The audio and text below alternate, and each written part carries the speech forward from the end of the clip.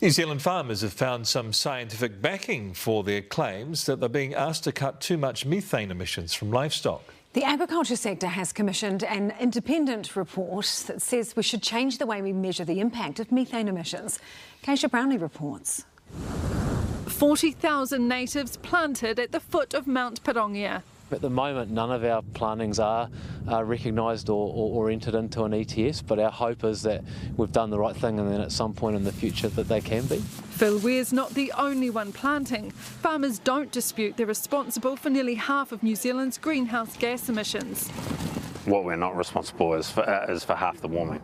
A report commissioned by Federated Farmers, Dairy NZ and Beef and Lamb New Zealand shows that. Since 1990, farming has been responsible for 49% of total emissions, but in that time the sector has been responsible for just 37% of warming.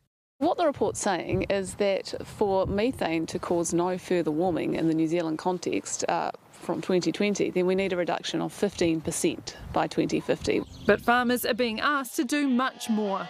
The current targets are 24 to 47%, which if farmers are asked to do that, there's huge consequences.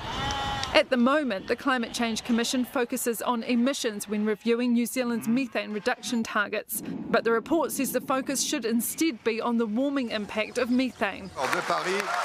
Because temperature is what the Paris Agreement targets are based on. Taking an emissions-focused approach is misleading if what you care about is global temperature. And at the end of the day, the Paris Agreement is about temperature.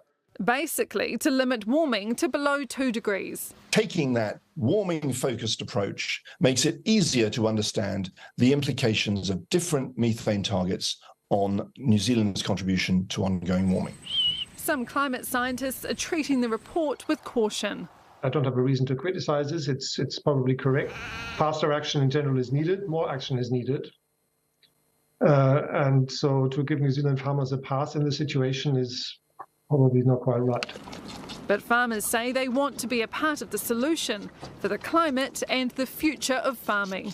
Keisha Brownlee, Newshub.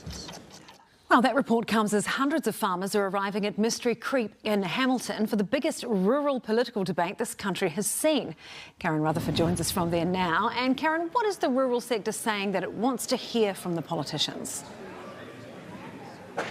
Well, the 300 plus farmers and growers, the rural tractor retailers, even the rural butchers that are here tonight, Sam, they are wanting clarity from the political parties that are presenting. They also want to know they're going to be treated fairly by the next government. Now, 2.5 million people, don't forget, actually live outside of main centres in New Zealand. So there are a lot of people with a lot of issues and they want answers tonight. Now, fronting up to them will be Labour's Damien O'Connor, Nationals' Todd McClay, Eugenie Sage from the Greens. ACT has Andrew Hoggard here, and New Zealand First has that farmer Mark Patterson all the way from the South Island. He too will be here. They will be asked to reveal their hand on things like how they're going to improve farmer confidence, which as we know is at an all-time low, how they're going to tackle red tape and compliance, which is stifling farmers. Farmers say they're happy to pay their way, as you heard in that story. They just want it to be fair and equitable. So it promises to be a fiery debate here tonight at Mystery Creek. Yeah, tēnā koe, Karen. Thanks so much.